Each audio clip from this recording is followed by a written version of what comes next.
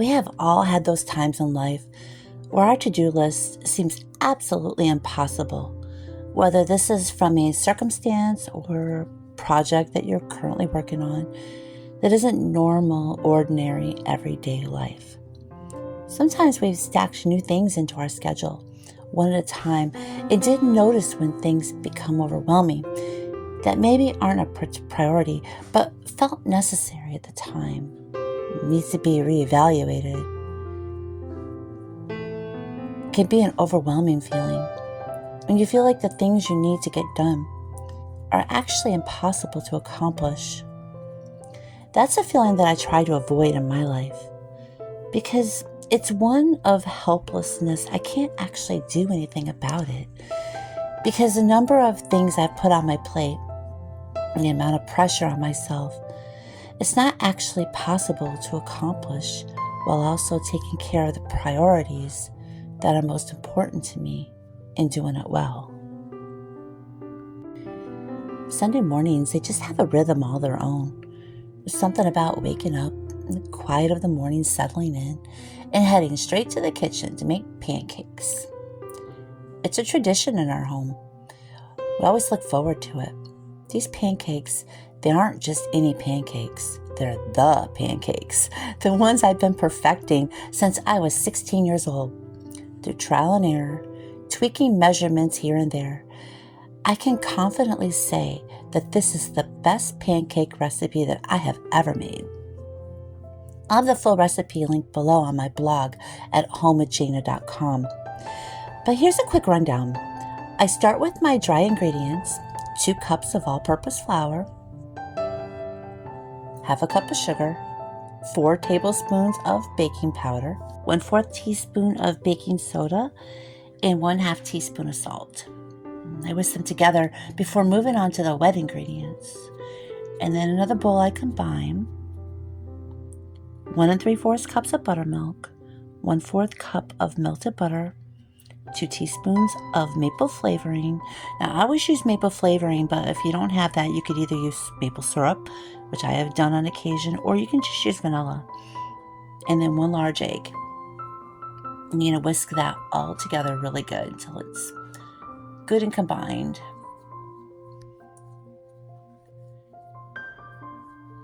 Then you're going to add that to your dry ingredients and then fold that in, make sure that's combined.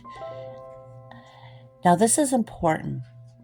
You want to let this sit for 20 minutes uncovered, just sit right there on the counter.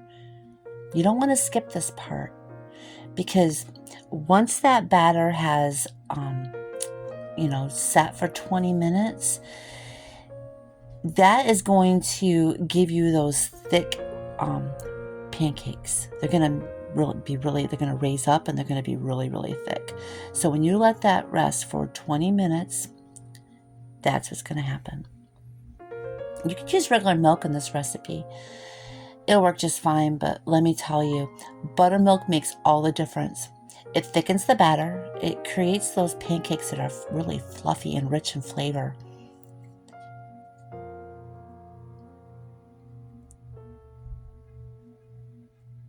And once the batter's rested, I ladle it onto a hot buttered griddle.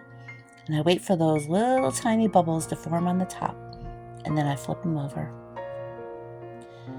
They're perfect, thick, golden pancakes. I usually serve them with fresh fruit, but today I am pairing them with homemade maple syrup, which of course I'll also have my homemade maple syrup recipe linked below for you to try.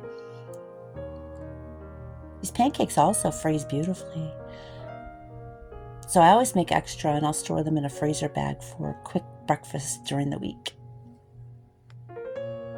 Sunday's usually reserved for pancakes and slow mornings, but lately our weekends have been filled with projects.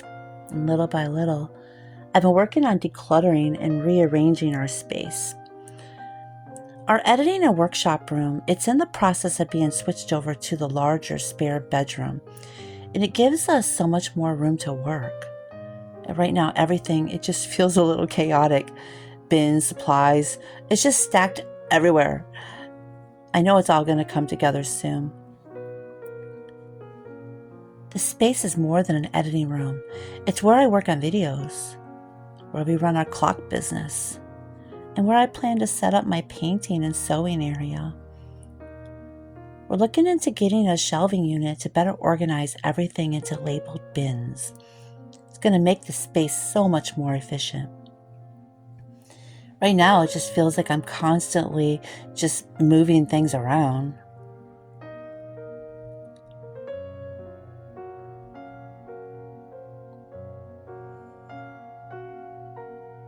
Just trying to make room where we can move. But soon it will all have a place. I wish I could do everything faster, but I've been moving a little slower than usual the past couple of days. I pulled a muscle or something in my neck, and let's just say it's slowing me down more than I'd like. It's frustrating because I have so much I want to get done. But at the same time, I know I need to pace myself. It's one of those lessons I keep having to relearn. Things don't have to be finished overnight. Even if I'm not moving as quickly as I want, I'm definitely making progress.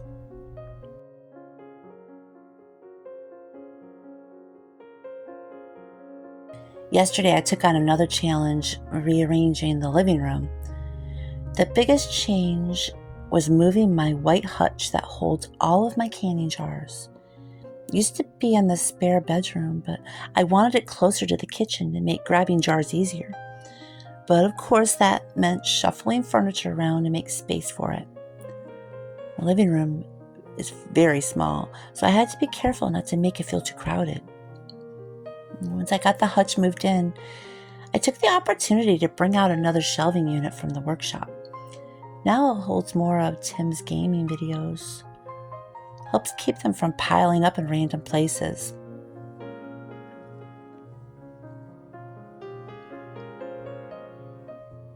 I also set up a little entryway station near the front door. Small little area where we can hang coats and store shoes. We don't really have a designated mudroom, and this makes such a difference in keeping snow and dirt from getting tracked inside. I have a little teacup here on top, and that's where we put our keys, and right here on top of the stand, we can drop our mail or whatever we need there while we're taking off our shoes and our coat. Perfect setup. It's working good for now. You know, when you live in a small home, you have to get creative. There's not always a perfect solution, but you make it work for what you have. Finding little ways to make life easier, like relocating the hutch, adding storage shelves, or setting up a designated drop zone, it really makes a big difference.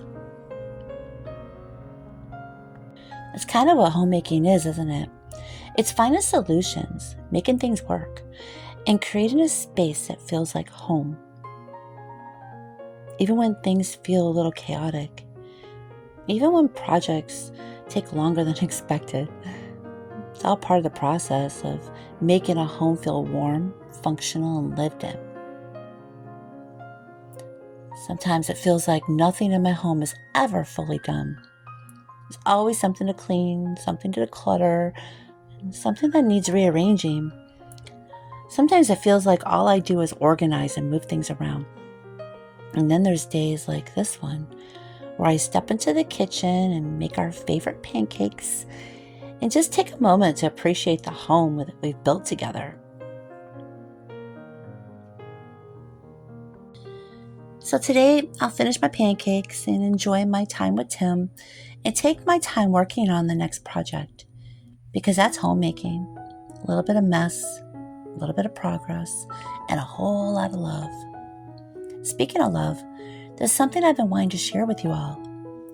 Many of you may not know this, but Tim and I aren't married yet. We've been together for almost 12 years, and after all this time, we are finally planning our wedding this summer. July, actually. I'm so excited, and so is he. It's been a long journey to get to this point. Honestly, I couldn't be more grateful.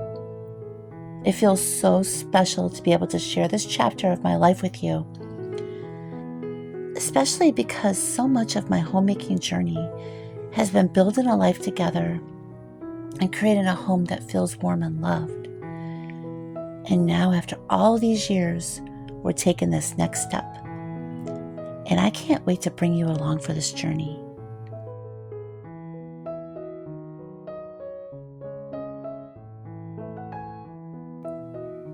Thank you for spending this time with me today. If you want the full recipe for these pancakes, you'll find it over on my blog at Homemaking.com. I promise they're so worth making. Let me know in the comments what little homemaking projects you're working on right now. And if you love slow, cozy homemaking content, don't forget to like and subscribe. Sending you love wherever you are in your homemaking journey. And see you next time.